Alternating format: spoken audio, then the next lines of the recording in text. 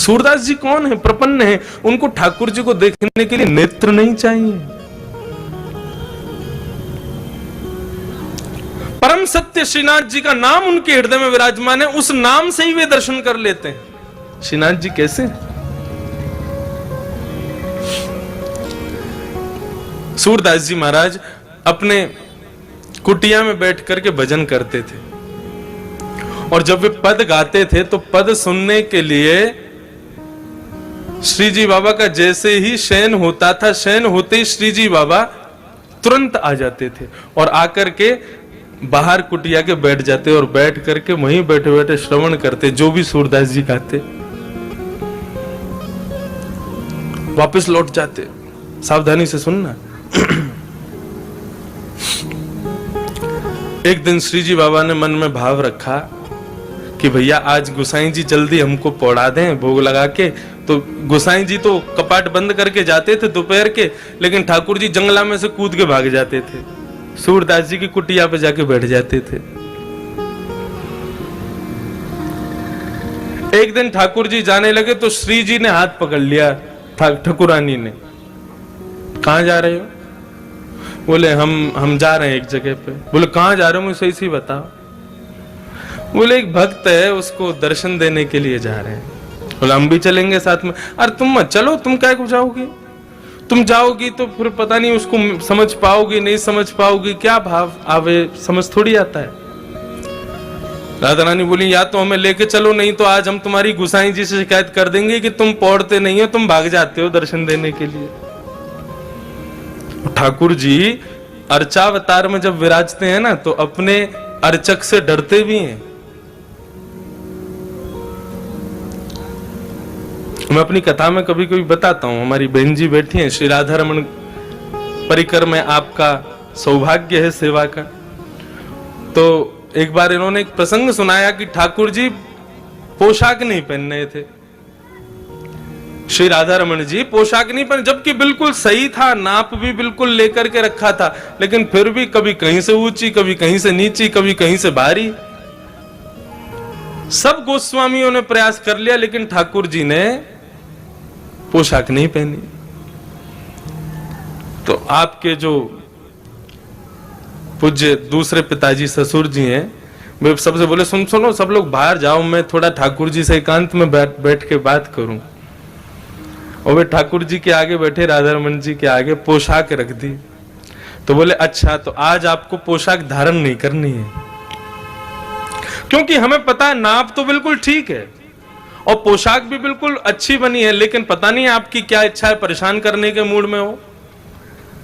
देखो हमें कोई झंझट नहीं है, आपको नहीं पहनी बिल्कुल नहीं पहनाएंगे। बाहर दर्शनार्थी दर्शन के लिए खड़े हैं, बस 15 मिनट बचे, आप पहन लो, नहीं तो मैं तो अभी कपाट खोल दूं, बिल्कुल नंग धरंग खड़ा कर दूंगा आपको। आज हरि देखे नंगम नंगा, फिर तो सब हो करेंगे आपको देख के। ये रखी पोशाक, 2 मिनट का समय दे रहे हैं, सोच लो, यदि आपको पहननी हो तो अभी मैं धरा दूंगा, नहीं तो मुझे बिल्कुल कोई संकोच नहीं होगा, तुरंत कपाट खोल दूंगा, कुछ भी धारण नहीं कराऊंगा, लंगोटी में खड़े रहोगे आज।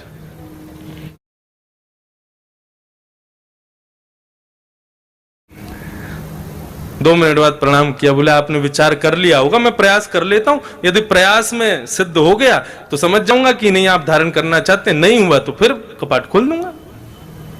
बोले वही पोशाक जो 2 घंटे से पहन नहीं रहे थे, डांट फटकार करके जैसे ही धारण कराई, सो ही राधा रमन जी ने पहन ली और चुपचाप धारण करके दर्शन दे दिए सबको।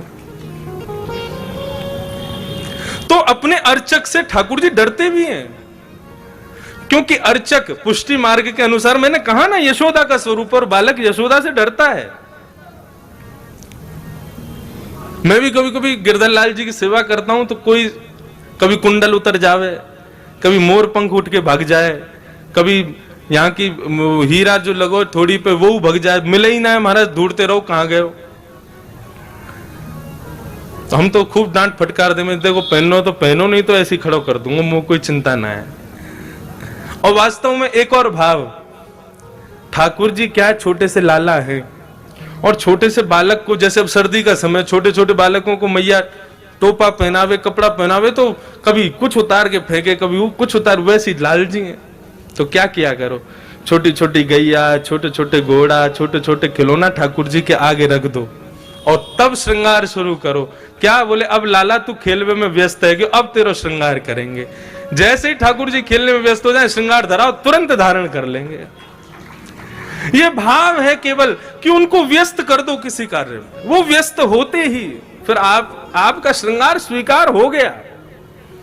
क्योंकि बालक किसी कार्य में व्यस्त हो, उसको फिर कुछ भी पहना दो उसको भान नहीं रहता। वैसे ही ठाकुर जी ने। तो लाडली जी बोली, या तो मुझे संग ले चलो, नहीं तो आज गुसाई जी से शिकायत कर दूंगी। लाल जी बोले, गुसाई जी से मत कहना, पूरे लेके चलो संग।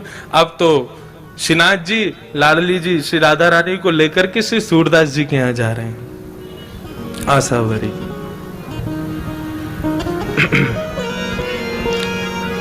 सूरदास जी की कुटिया में जाकर के दोनों प्रिया प्रियतम अविराजित हुए हैं और दोनों इतने भाव से सूरदास जी के पद को श्रवण कर रहे हैं, लेकिन सूरदास जी को नहीं पता कि ठाकुर जी मेरे सामने बैठे हैं। पद का गान करते करते करते करते करते दोनों प्रिया प्रियतम ऐसे भावावेश में आ गए कि भूल गए कि हमें वापस दर्शन देने जाना है।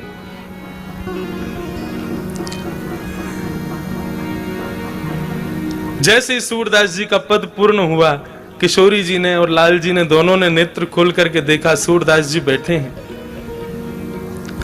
किसी कार्य के लिए उठने लगे, कहीं जाने लगे, तो दोनों उनके पीछे पीछे चलने लगे। देखें तो सही कहां जाते हैं, क्या करते हैं। अब सूरदास जी अपनी लठिया से चल करके ऐसे आगे रास्ता देखते हुए, लठिया से अनुभव करते हुए चल रहे थे और पीछे दोनों श्रीनाथ जी और श्री किशोरी जी दोनों चल रहे हैं। तभी आगे एक बड़ा गहरा गड्ढा था। ठाकुर जी को भी अनुभव नहीं हो पाया, पता नहीं चल पाया। जैसे श्रीनाथ जी ने लठिया, वो सूरदास जी लठिया से चल रहे थे, उनको भी पता नहीं चल पाया और चलते चलते श्री सूरदास जी उस गड्ढे में गिर पड़े। अब जैसे ही गड्ढे में गिरे, ठाकुर जी और लाडली जी ने ऊपर से देखा, बड़ा गहरा गड्ढा, ठाकुर और नीचे सूरदास जी पड़े हैं, हाथ छिल गए, पैर छिल गए, सिर में चोट आ गई। ठाकुर जी के नेत्र सजल हो गए। किशोरी जी, हम यह अवस्था में इनको छोड़ के ना जाएंगे, चलो इनकी नेक मदद कर दें, इनको नेक ऊपर उठा लें। बोलो क्या बात कर रहे हो, बाबा पहचान जाएगा हमको, और पहचान गए हो ना तो जो भाव है ना यहाँ के वो सब खत्म हो जाएंगे। ठाकुर जी वास्तव में मिलते क्यों नहीं है, ताकि आपका भाव दिनों दिन बढ़ता रहे। क्योंकि सामीप्य में दोष आ जाता है। आप किसी को दूर से देखो बहुत प्यारा लगेगा, लेकिन उसके संग आप 10-5 दिन रह लोगे ना तो उसमें आपको दोष दिखने लग जाएंगे। तो ठाकुर जी भाव रखते हैं कहीं मेरे दोष, ठाकुर जी में कोई दोष नहीं होता, दोष हम में होता है। कहीं हमें कोई दोष ना आ जाए, हमारी भक्ति में दोष ना आ जाए, इसलिए ठाकुर जी दूर ही रहते हैं। लेकिन लाडली जी कहने लगी, ठाकुर जी मत करो। ठाकुर जी बोले, नहीं, मैं ऐसे ना देख सकूं सूरदास को। तुरंत ठाकुर जी ने अपनी काली कमली उतारी और नीचे गड्ढे में डाल दी और किशोरी जी से कही, आप मेरी कमर पकड़ लो, मैंने काली कमली पकड़ ली है, अब सूरदास जी या को पकड़ के ऊपर आ जाएंगे। सूरदास जी अपनी लठिया खोज रहे हैं, कहां गए। तभी ऊपर से ठाकुर जी बोले, बाबा। और जैसे ही बाबा शब्द सुना है, सूरदास जी ने रोम रोम नृत्य करने लगा। जितनी पीड़ा थी सब दूर हो गई, नेत्रों में मानो आंसू छलक पड़े हों। बोले, ये स्वर तो मेरे श्रीनाथ बाबा का ही हो सकता है। हाँ भाई, कौन है भैया?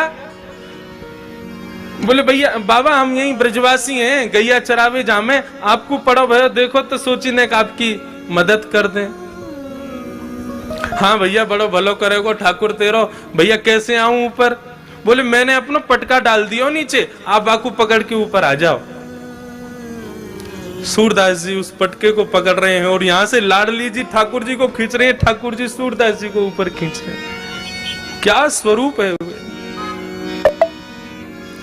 सूरदास जी के मन में भाव आ गया, जैसे ही पटका पकड़ा, उसकी सुगंधी को जब अपनी नासिका से ग्रहण किया, बिल्कुल दृढ़ निश्चित हो गए कि ये तो ठाकुर जी हैं और कोई नहीं हो सकता।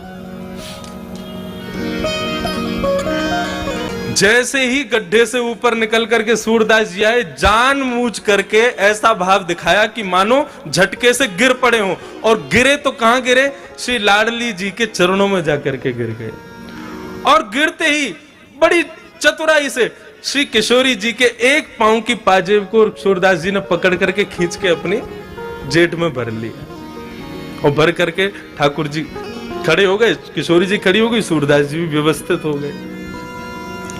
ठीक है बाबा, अब तुम बाहर आ गए हो, अब पीछे को मत जाइए, गड्ढा तुम यहाँ चले जाओ। और ठाकुर जी ने किशोरी जी को हाथ पकड़ो, जल्दी चलो, गोसाई जी दर्शन खोल देंगे, नहीं मिले तो बहुत डांट पड़ेगी। अब किशोरी जी जैसे ही चली, तो चलते ही एक पांव की तो छम आवे आवाज, दूसरे पांव की आवाज ही नहीं। किशोरी जी ने नीचे देखी, बोले हमारी पाजेब कहाँ है। अब तो ढूंढने लगे तो दूरी दिख गई, बोले पाजेब हाथ में लटक रही है सूरदास जी के।